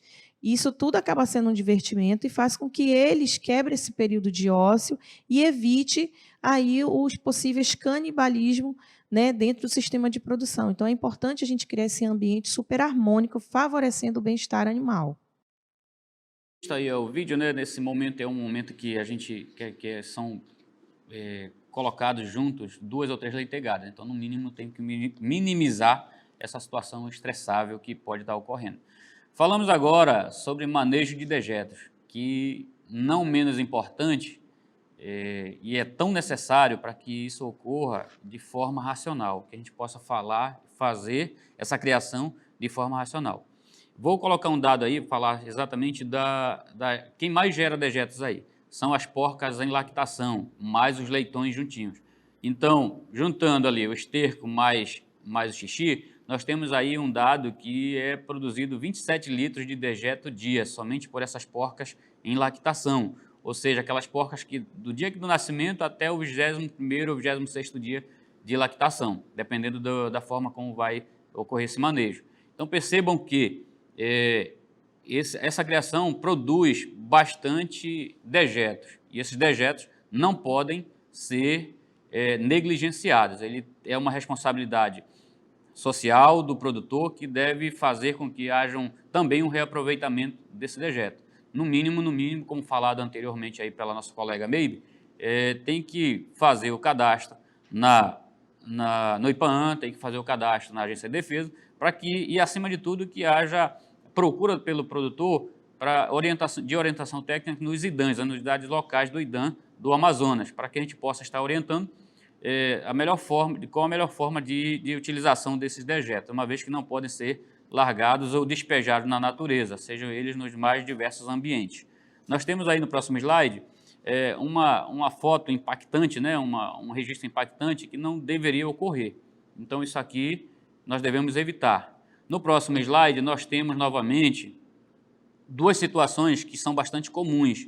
Não, vou fazer uma bacia ali para receber os dejetos. Perceba que na parte esquerda do vídeo, nós temos ali essa bacia, porém ela está sendo mal utilizada. E à direita nós temos uma forma errada de esterqueira, né? Essa esterqueira não pode ser desta forma. Ela deve ser trabalhada para que haja o aproveitamento correto e ideal desse esterco, que é tem um valor de adubação bastante elevado. No próximo slide, nós vemos aqui modelos aí apresentados pelo CPT e que nós estamos aproveitando para que haja um aproveitamento desse esterco. Nós temos aí várias caixas com a finalidade de decantação, fazer a retirada do material mais grosso para a retirada do material mais leve, que no caso seja o líquido. Então, nós temos aplicações diferentes desse tipo de dejetos, né? Seja ele esterco na parte sólida, seja ele a parte líquida desse esterco. E o ideal e o correto é que toda criação tecnificada, toda criação que tem o empresário do agronegócio, faça esse tipo de lagoa, mais mostrada à direita do vídeo, cercada, que seja protegida no solo para que não haja infiltração desse chorume aí no solo e que tudo isso aí você pode aproveitar, seja para a produção de gases, seja para adubação, seja para outras finalidades. O que não pode acontecer é estar direcionando e despejando aí no meio ambiente. No próximo slide, nós temos aqui uma foto mais à esquerda do vídeo, onde foi criado aí um biodigestor em cima dessa lagoa de decantação que está vindo direto aí dos dejetos dos animais. Perceba que ocorre o aproveitamento do resíduo para o biodigestor e a função disso aí é produzir gás, retirar o gás para que haja seja utilizado na manutenção também de uma granja, né? Também da granja. Então, tudo isso é reaproveitável. Basta que procurem, se você não sabe, basta que procure aí as nossas unidades locais, que nós temos aí com certeza técnicos que possam estar direcionando isso aí. Mais à direita nós temos a foto de modelo simples de fossa, que nada mais é do que a fossa séptica, né? Com objetivo e com separação no meio, para que ocorra a decantação da parte sólida e em seguida a parte líquida. Fazendo isso, você consegue aproveitar diferentes fases deste adubo, né, deste dejeto que é considerado um adubo de bastante qualidade. Em seguida,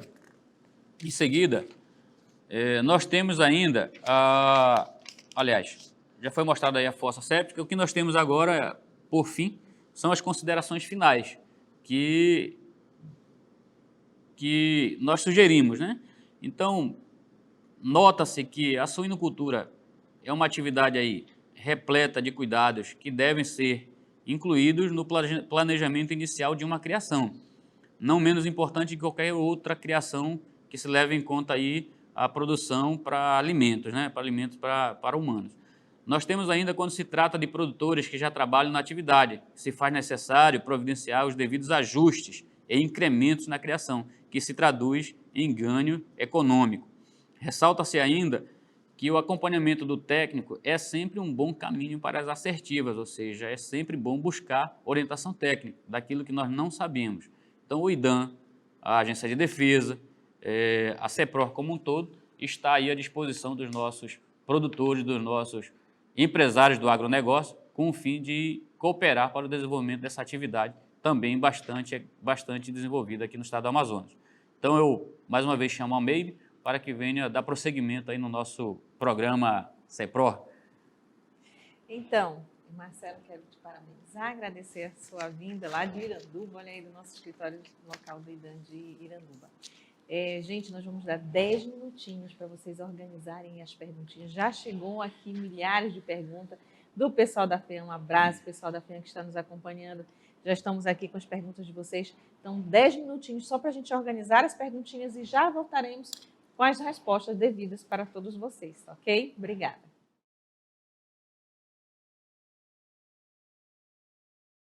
Recebemos bastante perguntas aqui no nosso painel. Queremos estender um abraço a todos os escritórios que estão aqui conectados fazendo suas perguntinhas. E em especial o pessoal da FEAM que está conectado, tem muitas perguntas de vocês. Esperamos estar respondendo a todas elas. Nós vamos ter aqui a primeira perguntinha do dia da FEAM de Manaus, né? A área entre os galpões pode ser usada para plantio? Já visitei várias criações com bananeira e os galpões com o intuito de melhorar o conforto térmico. Isso aí é do pessoal da AFEAM de Manaus que está fazendo essa perguntinha para nós. Então, eu passo a bola aqui para o Marcelo fazer as suas considerações. Bom, a respeito especificamente sobre esse tipo de plantação, né, não pode, a gente sugere que não pode ser feito plantio que venha interferir no bem-estar ou ainda na produção de calor elevada para esses animais. No caso citado aí, de bananeiras, essas bananeiras elas têm que estar também direcionadas para que não sirvam de quebra-vento, né, de quebra de corrente de ar, que essa corrente de ar tem que ser facilitada para que seja dada entrada aí nos galpões.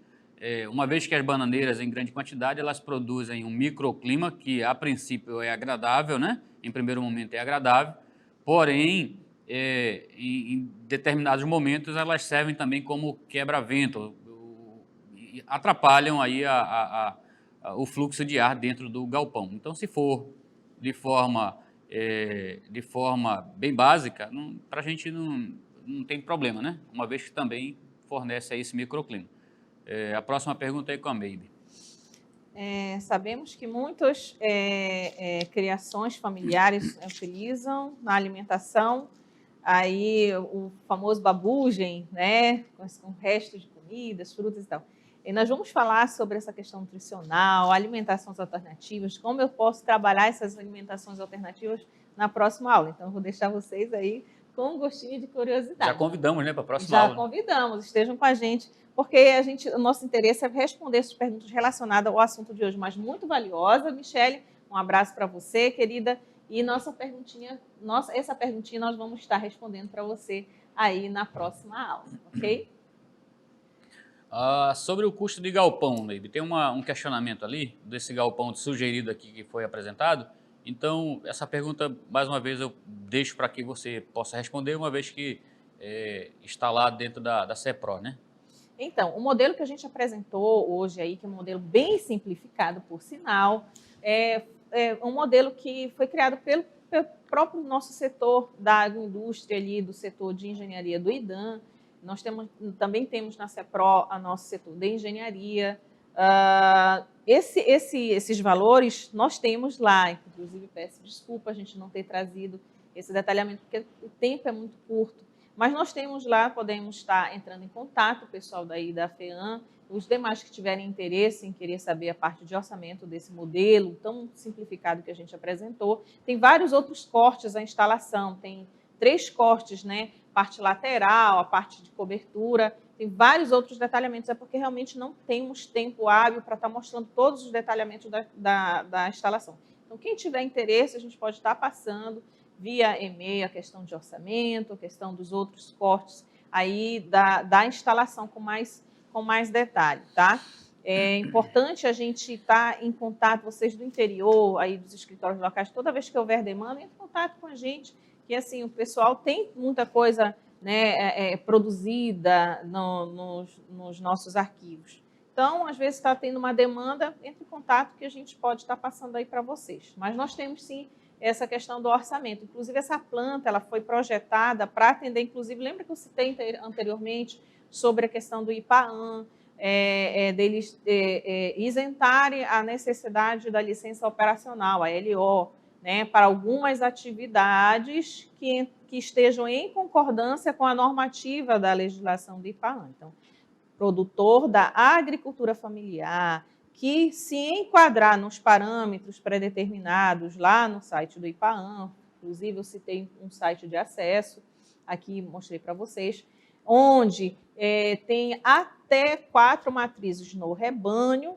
né, sendo da agricultura familiar, poderá ser isento da licença operacional. Então, se vocês observarem, é uma instalação bem simplificada, para, no máximo, estourando 4 matrizes, que estaria atendendo a esta demanda da legislação. Então, a agricultura familiar, que trabalha até 4 matrizes, elas estão isentas de licença operacional. Então, essa instalação foi feita justamente para atender essa demanda, até porque o nosso público maior são pequenos agricultores, principalmente oriundo da agricultura familiar. Então, vocês aí da FEAM Central, que tem interesse em detalhar mais a parte orçamentária e os detalhamentos da instalação, a gente pode conversar tranquilamente e estar apresentando isso aí para vocês, ok?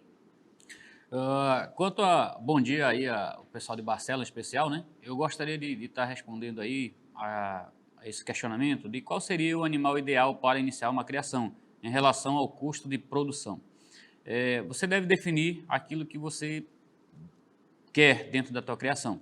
Uma criação de ciclo completo, uma criação que vai produzir somente animais de engorda, ou ainda uma criação que vai produzir esses animaizinhos para engorda, né? Então, de posse disso, nós sugerimos aqui aqueles animais que são mais facilmente encontrados, né, na nossa região.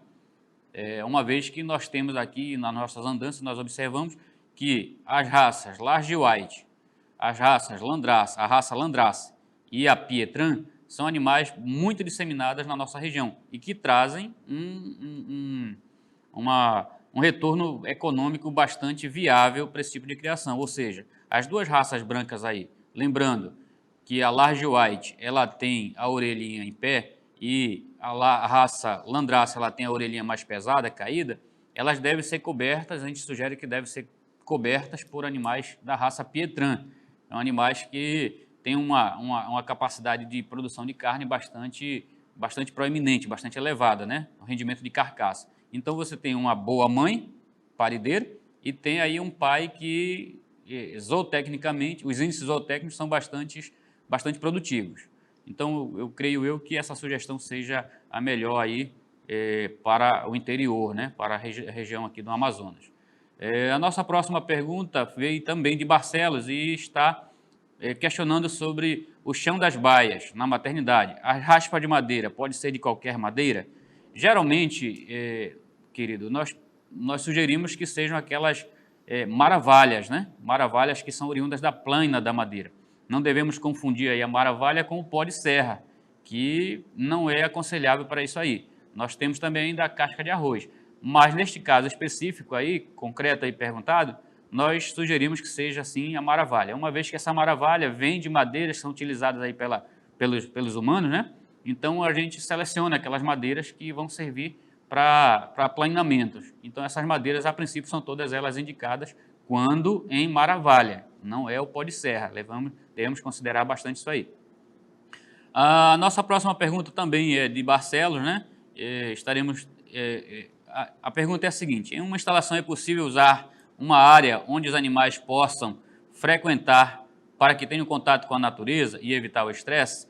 Com certeza, querido, esse questionamento pode sim ser feito, pode sim ser utilizado, com o fim de esse animal ter acesso lá à área externa, né? Pegar um pouquinho de sol, expressar sua biologia natural, né?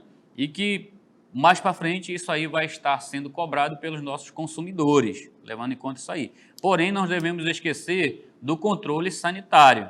Quanto mais acesso nós dermos ao meio ambiente para esses animais, mais riscos de adquirir doenças do meio ambiente também. Então, quando nós temos um confinamento já estabelecido, nós também controlamos determinados tipos de doença, uma vez que inversamente é proporcional. Então, tem que estar aí com um controle sanitário bem legal, tem que estar bem confiante nessa situação. Eu deixo aí o próximo questionamento para a Maybe. Pode ler, Maybe, a gente vai interagindo. Então, nós temos aí o escritório de Novo Remanso, né, perguntando sobre a questão de onde encontrar aí as raças de suíno. Um abraço, pessoal do Novo Remanso, aí Luciano, né, a Dama e toda a equipe aí que sempre nos recebe com tanto carinho. Nós temos aqui vários plantéis na região metropolitana, né? tem um exemplo, o seu Carlinhos, que atendeu a gente muito bem nas Iranduba, gravações, né? Também. Iranduba, tem seu Bento. Iranduba também, né? O seu Bento, que também trabalha com uma genética boa, tem o seu Sarquis, do abatedouro Sarquis também. Então, temos essas opções de criatórios. Inclusive, o seu Carlinhos, o seu Sarquis também trabalham com raças sintéticas, reprodutores aí de alto padrão genético, que poderiam estar fornecendo a genética deles para outros criadores, ok? O Maitá pergunta qual o tempo, bom dia aí o Maitá especificamente também, pergunta qual o tempo ideal para a fermentação dos dejetos, para que possa ser utilizado na adubação agrícola, né? Nós temos aí 3 características de dejetos na suinocultura.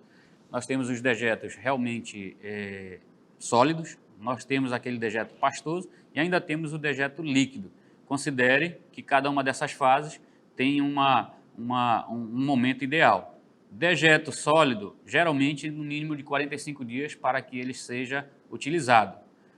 Dejeto pastoso, então você diminui um pouquinho aí para 35, no máximo 40 dias. E também o dejeto líquido é a parte de chorume, ele pode ser utilizado quase que imediatamente, uma vez que você deve estar retirando esse líquido que é bastante, né? A produção é muito elevada na granja. Então, você deve estar aí utilizando a parte de chorume para adubações, né? Quase de imediato. Então, percebam que existem diferenças entre o tipo de dejeto a ser utilizado. Quanto a Barcelos, novamente, em uma instalação o criador não tiver a telha de barro, qual seria a alternativa para fazer a cobertura da instalação? Ou com outro tipo de telhado precisaria altear o pé direito?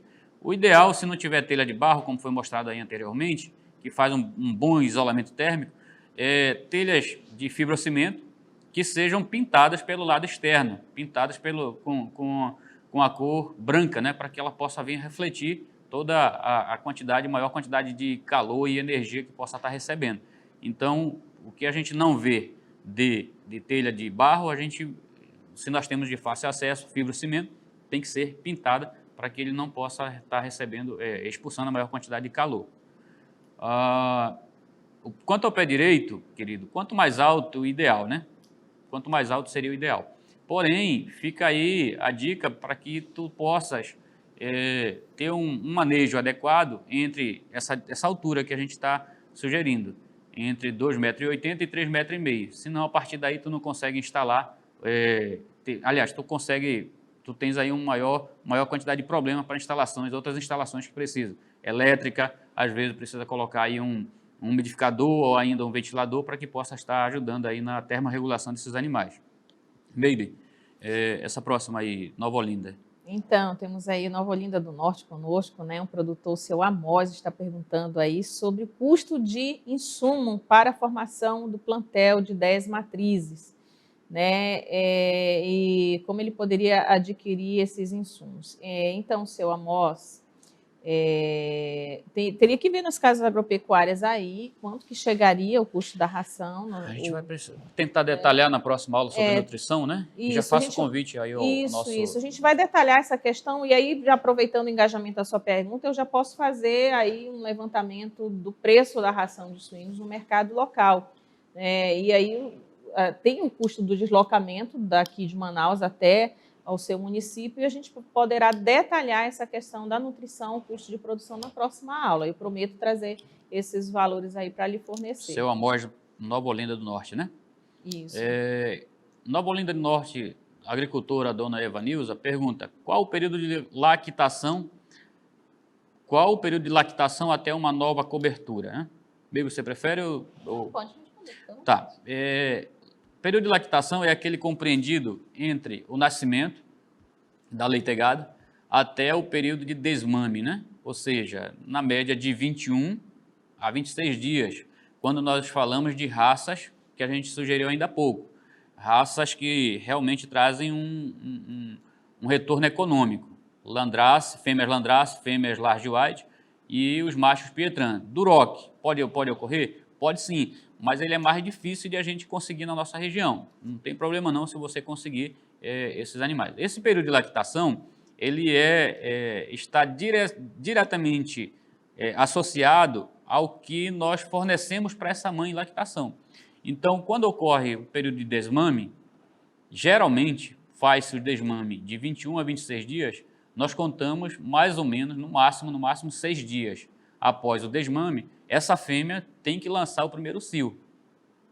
O correto é isso, o índice zootécnico é esse, para que ela possa te dar 2 leitegadas durante o período de 12 meses. Então, se atrasou naquele momento, você vai ter no máximo mais um período de cio, que é mais ou menos 1 mês, para que esse animal venha a ser coberto. Então, nós não podemos perder este primeiro momento do desmame, né? Fez o desmame, você já prepara ali o macho, tem que estar idealmente colocado ali por perto da fêmea, tem que estar com o efeito macho próximo, que a gente falou, e acima de tudo está aí de fácil acesso para que essa porca seja coberta no período do cio. Então esse período do cio aparece entre, no máximo, até 6º dia pós-desmame da leitegada anterior. Espero aí ter contribuído com a dona Elineuza, né? Foi isso, maybe, Elineuza? Não lembro, não. Então, deixa aí o cargo para a administração aí do tempo ainda que restante e as perguntas aí que foram pertinentes à nutrição, a gente pensa em trazer detalhadamente no próximo aula. Já convidamos antecipadamente.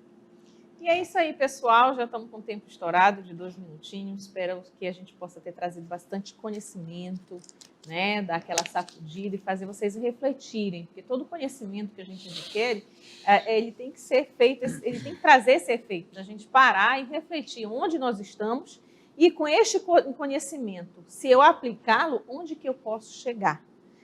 Fazer uma avaliação de mercado. Eu acho que é importante sempre trabalhar com as tendências aí do mercado. Parte da nutrição, todas as perguntas nós vamos estar respondendo na próxima aula, e nós queremos agradecer grandiosamente vocês que estão nos acompanhando, que estiveram conosco nesta manhã. Convide seus vizinhos lá para vir assistir conosco. Nós temos aqui um público acadêmico que está acompanhando, o pessoal do interior que estiver também interesse, os acadêmicos do interior podem acompanhar também com a gente. E vamos somar durante 2019, trazendo aí bastante conhecimento, que tragam todas as suas dúvidas, que assim que nós tivermos a oportunidade, estaremos sanando. E não vamos nos adeter somente aqui, neste momento. Nós temos 365 dias, também que já passaram alguns dias do ano. Mas, assim, a maioria de vocês tem contato com a gente, então pode perguntar lá pelo Zap, por e-mail. Vamos sempre manter este vínculo, né, de trocas de informação. Então, obrigado a Deus por nos permitir, obrigado, Seduc, obrigado a toda a equipe da CEPROV, principalmente vocês do interior, aí, equipe dos IDANs de todos os municípios. Tivemos aí mais de 15 municípios conectados conosco. Contamos sempre com o apoio de vocês. Os escritórios locais da ADAF, do IDAN, nos interiores, são a mão, são o braço, são os olhos da CEPROV no campo. Nós precisamos muito de vocês, vocês são muito valorosos para que todas as nossas ações possam ser concluídas com êxito. Obrigada, Marcelo, por se deslocar até aqui e estar conosco nesta manhã. Viu? E fica aí o convite para a próxima quarta-feira.